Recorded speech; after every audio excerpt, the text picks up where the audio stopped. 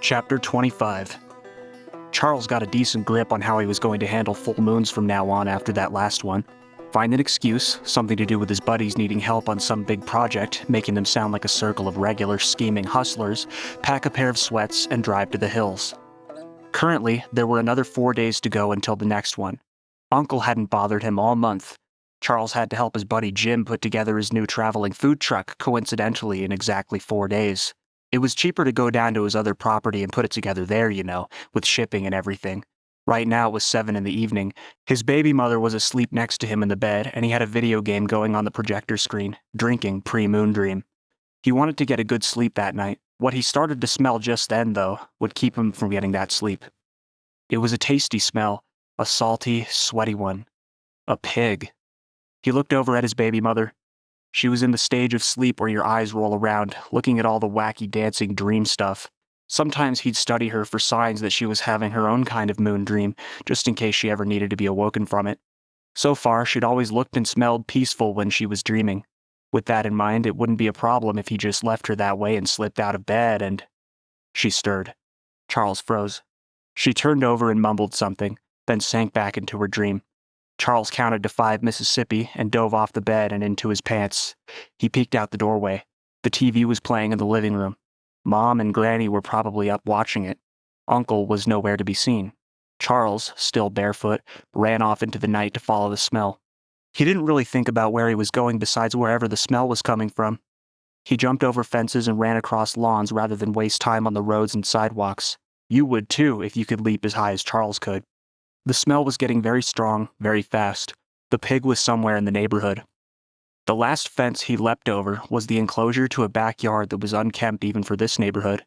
Loose junk laid about in pretty much every which place there was for loose junk to lay about. Whoever lived there must have been a handyman of some kind.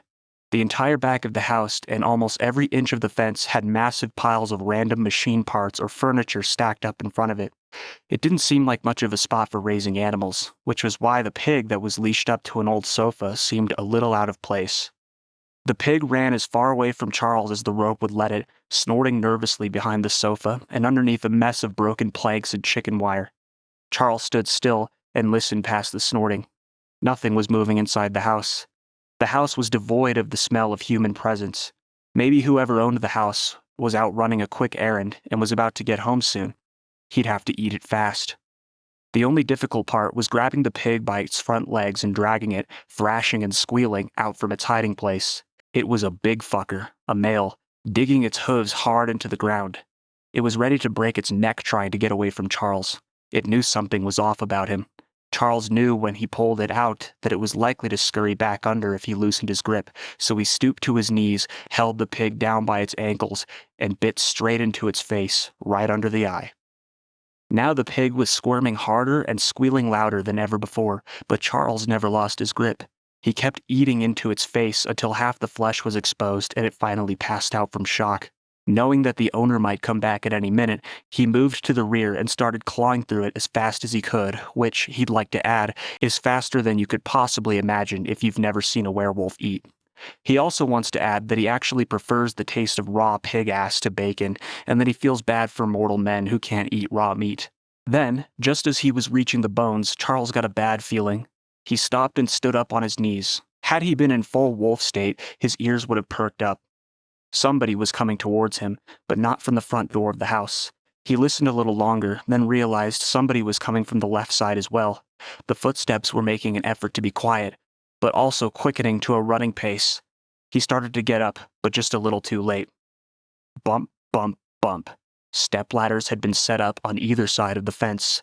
The first head that Charles saw rising up to the top was Uncle's, followed by 2 barrels of a shotgun. Uncle barked at him to hold it right there as Charles turned his head to see another shotgun coming from the left side, being held by a face he didn't recognize. Both men jumped to the ground with their shotguns still pointed at him, followed by a few more, until he was surrounded by 6 to 10 shotguns, all of them keeping a safe distance in case he decided to lunge at one of them. With one hand off the shotgun, Uncle pulled a folded-up piece of paper out of his pocket and tossed it down at Charles's feet. Standing on one knee, Charles bent down and picked it up. It must have been a note. He unfolded the paper and stood corrected. It was a photograph, printed off from a computer that was almost out of ink, of Charles sleeping in bed. The picture zoomed in on his hand, getting a pixelated but clear enough picture of the pentagram. The first thing that Charles was told after this point was that a hidden camera had captured him eating the pig and that the video was being automatically uploaded to an external hard drive. The next thing he was told was that he had exactly 20 minutes to get back to his truck and leave town, and if he tried anything between now and then, the video would be sent to the police and the press. The third thing was that he damn well better leave my niece alone from now on, or so help me God, you're gonna get it real, real bad. And that was that. Uncle told him to get going.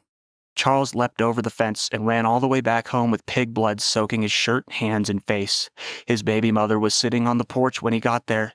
She got up and called after him, visibly frightened by the mess all over him. The last thing he told her before he got in the truck was that he was sorry and he loved her. It didn't take long to leave the city limits, but only after he did so did he stop and think about where he was heading. With nothing ahead and nobody to answer to, there was no place to go but anywhere at all. So he went south, figuring he'd burn as much gas as he could buy and make further plans wherever he landed. Later that night, he took a call from his baby mother. Apparently, Uncle had tried to tell her that he'd caught Charles cheating on her, and he'd decided to flee instead of face the consequences. That lie didn't work. She'd seen the blood on him and how distressed he was when he left. When she caught Uncle in the lie, she forced him to explain everything. She knew his secret, along with the whole family, except for Granny. Her thoughts on the matter were that she didn't care and she still wanted to raise the child with him, no matter how he or she might turn out. Charles, right before he hung up and blocked her number, told her that he was going to figure something out, get set up somewhere, and when she turned 18, he'd come back and get her. That was the last exchange they had. Even later that night, Charles arrived in Salt Lake City. That was when he realized he was going to have to start stealing gas money to get anywhere else. He stopped for a cigarette and gave it some thought. Really, he never should have gone south. He should have gone east to Idaho. That was okay, though. It was pretty cool to see the Mormon Temple, the Masonic Lodge, and the Church of Scientology all in one place. He was getting ready to head back up north when he came across a miserable-looking kid sitting on the sidewalk and getting snowed on.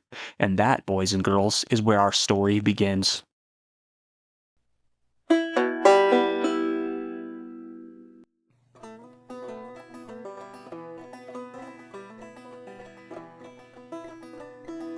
Chapter 26. So when does she turn 18? Was the first thing I asked when Charles was done talking. He was in less of a stupor now. I found the story to be rather sobering as well. Grandfather Red Eagle sat with his arms crossed and his mouth in a contemplative frown. The fire was starting to die. Charles forgot to keep feeding it while he told the story. "Next month," said Charles, "and then the pregnancy will be 7 months along." "Okay, so what are you gonna do then?" Charles closed his eyes again, still with his dopey, drunken grin, and sighed. "I don't fucking know, man," he said, half to me and half to the sky. "Honestly, I'm starting to think it might be better if I don't go back." "Don't be talking like that, bro," Grandfather Red Eagle snapped out of his stoic statue state. "Every child needs its father, Charles, and that's you. It's a gift you don't want to pass up, trust me." "What the fuck am I gonna do for the kid?" Charles threw his hands up, appearing to be speaking less to us and more to something that hung above him. "What kind of father would I be? I don't know anything about kids. My parents didn't give a shit about me." "That's the curse, bro," said the Indian. "This is your chance.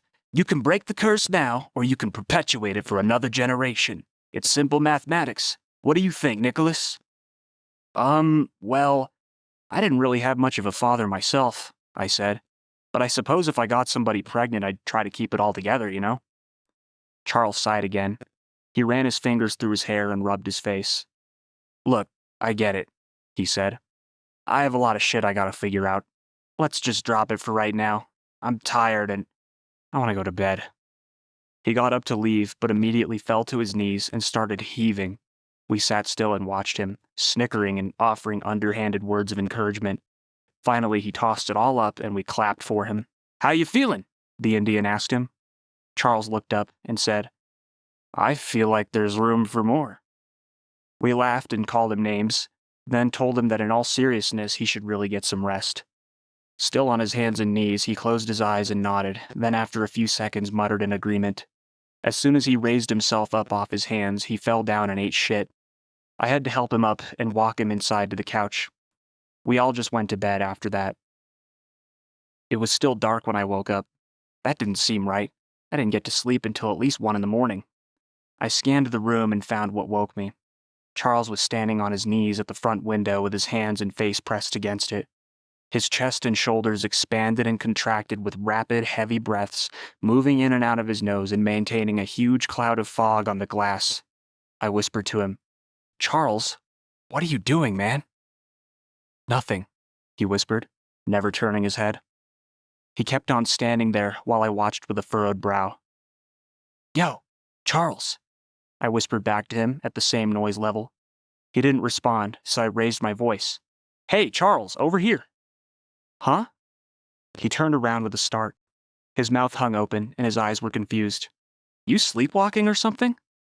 No, I just thought I heard something." "What was it?" He blinked twice and bobbed his head around in a circle. "I don't know." "What did it sound like?"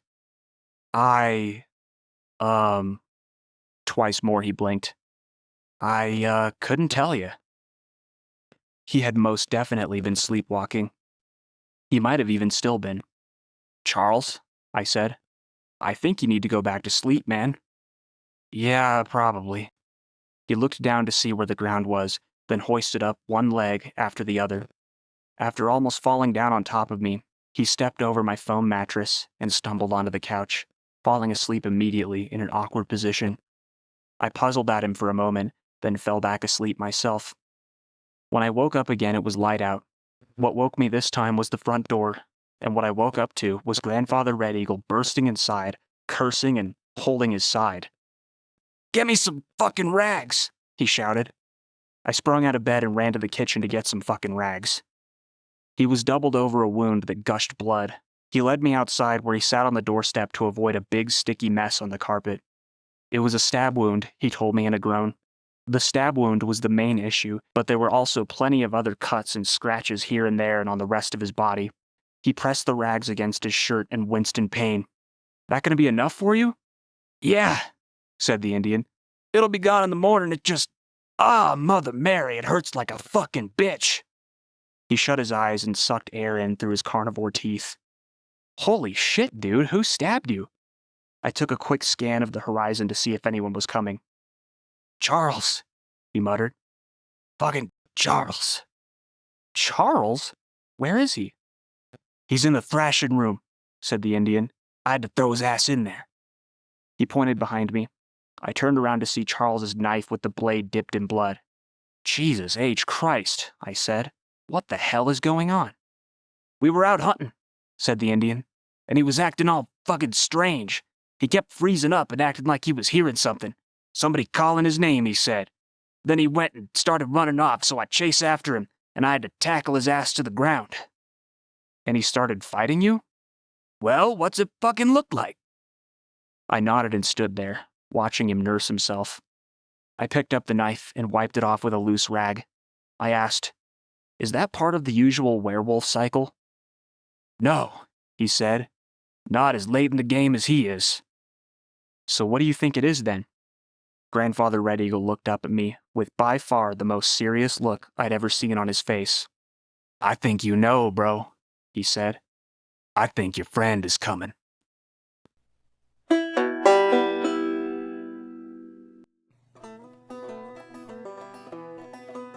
Chapter 27. Charles didn't really say anything while we had him locked up in the thrashing room. Mainly he just screamed louder than he probably would in his right mind. He banged and banged against the door, but that thing was so solid we only heard him because we were sitting right outside of it. It was dusk now, and a fire was going hot. We'd been spending the whole day like this, endlessly smoking the pipe and sipping whiskey from cups, the bottle getting close to halfway finished. We'd eaten lunch out there, and dinner was now on the stove. Grandfather Red Eagle had been telling me things about the fairy world, things most people probably wouldn't know about, because it hides from them in plain sight, or something like that. To list off every little tidbit he shared with me that day would take too much time for something so off topic. Basically, a lot of the weird stuff you might have heard about or seen in movies and documentaries is based on the whole truth, but the picture they give you is never anything more than a fracture. Parts of a 1,000-piece puzzle, he called it. The fairies make sure the whole bag of beans doesn't get spilled to anyone with a large platform. They don't want it to be spoon-fed to the people who aren't already somewhat hip to it. For the most part, those who believe in the fairies choose to leave the whole thing alone once they figure it all out anyways. Fast forward through all that. At this moment, Grandfather Red Eagle was telling me how we were going to handle this. At this point, he said, the Wendigo meant to have fed on Charles already, so it could be about to show up at any time. It wasn't that we had to be out there to protect him, though. The locks on the door were blessed, and evil spirits like the Wendigo couldn't unlock them. We were just waiting for the monster to come knocking so we could finish her off and be done with it. Grandfather Red Eagle had total confidence that we could kill the Wendigo tonight. If I was to choose, I'd have stayed as far away from the thing as possible, but I wasn't in a position to choose. The Indian had his mind made up, and I didn't want to be caught in the cabin by myself. The Wendigo is quick, he told me, and it'll always catch you when you run. The Wendigo will catch you like a hawk catches a small mammal, taking you up into the sky so it can drop you. That way you won't be able to struggle when it feeds. Grandfather Red Eagle planned to kill the Wendigo with the fire poker. You have to melt the icy heart, right? What better way than a hot spear? A flaming arrow was out of the question since he was never able to shoot a bow, but he went to bed the night before thinking about what he could do instead. Then it hit him. He used to throw javelins in high school. Not that he was any good at it, but he was pretty sure he could remember how to do it. The poker was a little shorter and more blunt, but if he could just wait for the bitch to get real close, he could probably just chuck it, point blank, you know? And then she'd have to go get a new heart from the wonderful wizard. The backup plan, if he wasn't able to do it, was for me to do my thing and stick her with Charles's knife again. It was sitting with the blade in the fire right along with the poker. The handle was propped up on a rock so the blade sat into the flames. I insisted on having the Indian's hunting rifle with me.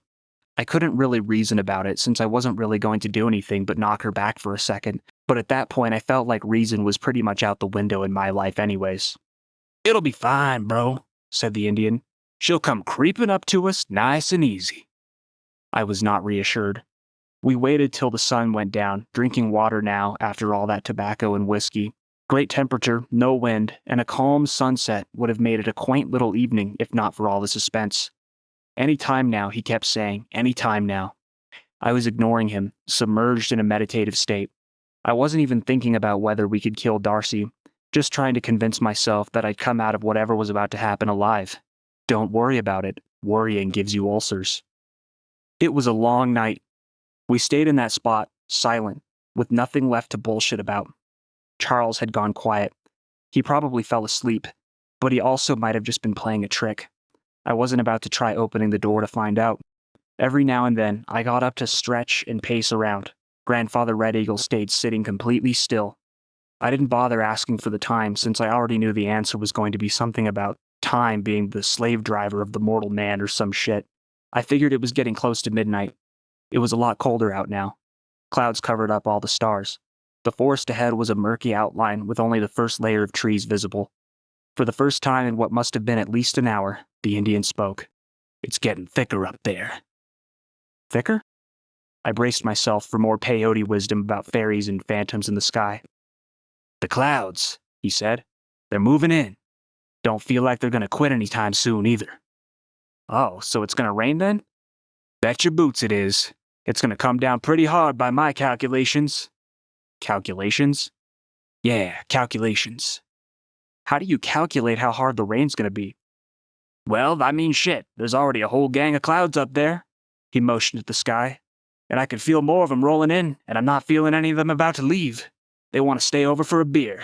Add all that up, and you get a whole lot of fucking rain. Simple mathematics." "All right. I won't question your calculations anymore." "That'd be the smart thing, Nicholas."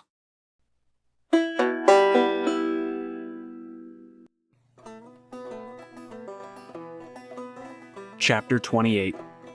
Fast forward to the next day. Nothing happened the night before. Grandfather Red Eagle had told me to go in and get some rest while he stayed on guard, and as far as I know, until sunrise, when he woke me up. Now I was sitting guard by myself. Dusk was making its entrance, and Charles was still in the thrashing room. "Hey, let me out of this shit." He was awake now, and apparently lucid. "We're gonna let you out in a little bit," I said to the door. "The big man said to wait until he wakes up." Wakes up? He's taking a fucking nap or something? Yes, he's taking a nap. I'm pretty sure he's been up since yesterday. When he's up, we're gonna open the door and let you out for a breather. I'm fucking hungry, man. I know. I'm sorry. We're gonna give you some food and booze and shit. I'm sure he's gonna wake up soon. Charles sighed, loud enough to be audible through the door. I don't know what the fuck he's talking about, man. I never jumped him. Look, I said. All I know is that he showed up at the door with a knife wound in his side and that he just locked you up in there. But that's fucking crazy. I'd never do any bullshit like that. Come on, man, you know me. I mean, it's not like you saw any of it, right? No, I said, but I did see you bugging out at the window the night before. What? What are you even talking about?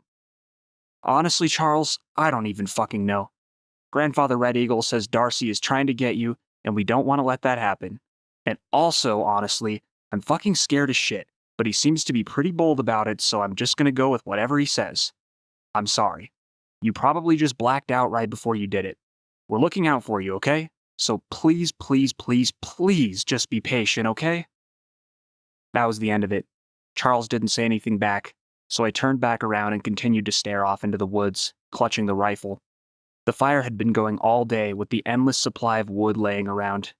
Anytime I went inside for any reason, the entire cabin was immediately engulfed in the smoky aroma that wafted from my clothes. Going inside wasn't an option until the Indian came out. I wanted with all my heart and soul to just let the guy out and give him something to eat. No way in hell was I going to, and not just because Darcy might have been watching me at that very moment. The possibility that scared me the most was that although he probably did just black out right before he did it and couldn't remember, it was also entirely possible that he was lying to me.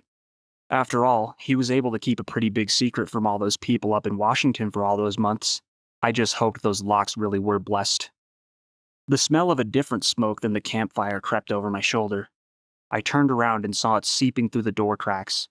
I almost cried when I thought about what a lonely cigarette time Charles must be having in there. But then I thought, what if he was plotting? That is what cigarette time is for, after all. How fully could the Wendigo spirit take control of a person at this stage? It went back to the question of whether he truly couldn't remember stabbing Grandfather Red Eagle. Either it was like the werewolf cycle of passing in and out of reality, or it was a one-time thing where your brain just snaps and you think like the beast 24/7 while you masquerade as one of the people on the outside. Normally I'd call that wolf in sheep's clothing, but in this case I'd call it devil creature in human's clothing with a whole separate wolf complex on the side. I don't know how long it was before Grandfather Red Eagle came back out, but it was dark by the time he did. He's still awake? As far as I know. He yelled at the door. Charles, you awake in there? Yeah, said Charles, and I'm hungry as shit too. I know, bro, we're gonna bring some food out for you. And a beer. Nicholas, you wanna come help me with it? Yeah, sure. I got up to follow him. Just a minute, bro. We'll be right back. I followed the Indian around to the front porch. He already had a case of beer and a sandwich in plastic wrap ready to go, next to a cloth shopping bag, which he picked up to show me, the long chain with fat links inside, complete with 2 padlocks. I looked up at him to say something, but stopped when I saw his finger against his lips. He reached into his back pocket and pulled out an abnormally large taser. I didn't expect him to have one of those, but looking back, I probably should have. I picked up the beer and the sandwich and went back to the thrashing room. All right, bro, we got a sandwich for you. The Indian passed me the keys and stood with the taser hidden at his side. Charles spoke after a short pause. Roast beef? Yeah, said the Indian. Good sniffing.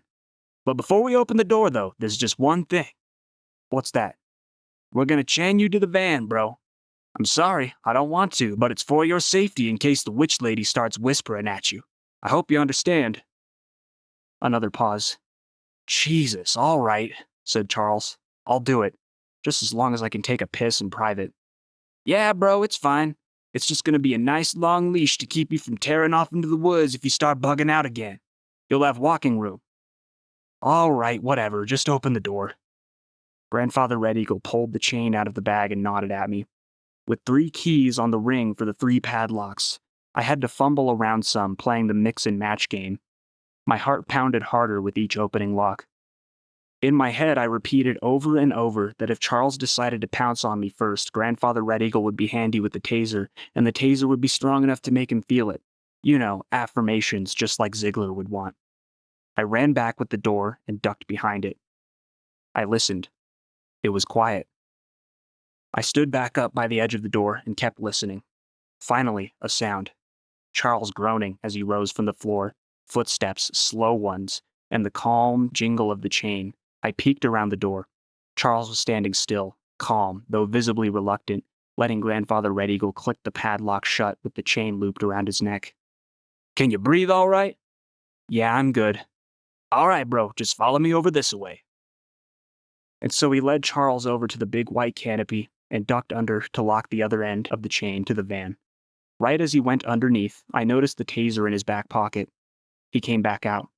"There we go," he said, patting Charles on the back. "Grab a beer and have a seat." Charles grabbed a beer and his sandwich and had a seat.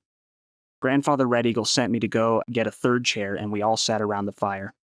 Charles wolfed down the sandwich, which must have been at least a half-pound of roast beef, in no less than 2 minutes, making sounds my mother would have smacked me for making. After that, he said very little, making the chain rattle when he bent over to take another beer. "I hope the chain's long enough for you, bro," said the Indian. "Yeah," said Charles, "it's fine." "You might even call it a long chainy," I added. Grandfather Red Eagle belly laughed at that. "Damn, that was a good one. Long chainy, fucking hell." Charles didn't react. His face stayed straight as he finished off his 2nd can. Grandfather Red Eagle's laughter trailed off, and we all sat quietly, watching the woods and awkwardly sipping beer. It was a funny sight, me, a dog, and another dog that was chained up, all sitting around and waiting. I broke the silence. What if she unlocks the leash? Grandfather Red Eagle took a moment to process my question. Once he got it, his eyes widened and blinked a few times, like he was just waking up. "Fuck," he said. "You're right. Shit." He jumped to his feet and walked over to Charles, beer still in hand. "Come here, Nicholas," he said. "We're gonna bless these locks." I did as I was told and met him right behind Charles, beer in hand also. Grandfather Red Eagle clasped his hand over the lock. "Put your hand on mine," he said. "No homo." I put my hand over his. "You too, Charles?" "I'm good."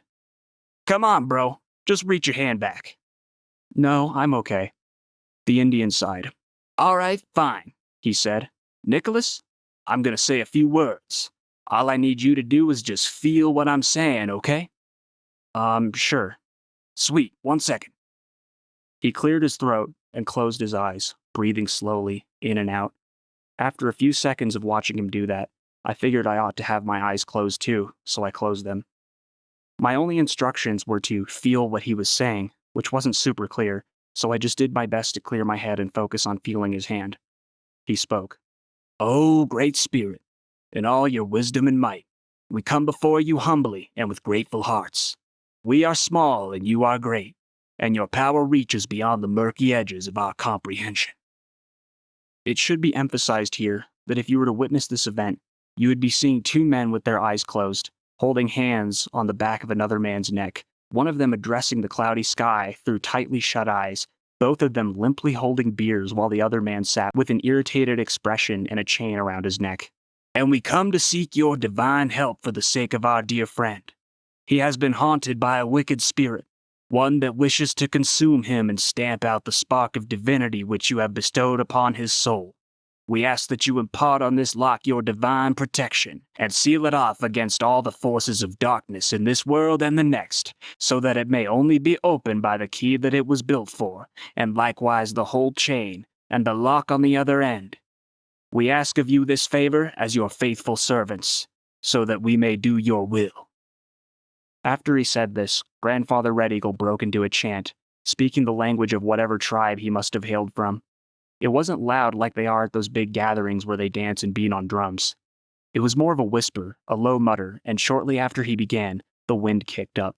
He chanted louder, so as to be heard over the wind, and it blew harder, causing him to chant even louder in turn. Finally, Thunder clapped, loud as 1,000 of those ceremonial drums all being slammed on at once, and he went silent. We stood there, eyes still closed. Lightning flashed right above us. I could see the light through my eyelids. Then, those thick clouds, the ones that wanted to stay over for a beer, they broke loose. Heavy rain immediately poured down on top of us. Grandfather Red Eagle loosened his grip. I let go and opened my eyes. We were already close to being soaked. He was grinning ear to ear, almost as dog-like as when Charles grinned. Raindrops streamed down his face. "There," he said. "Motherfucker's all blessed up now."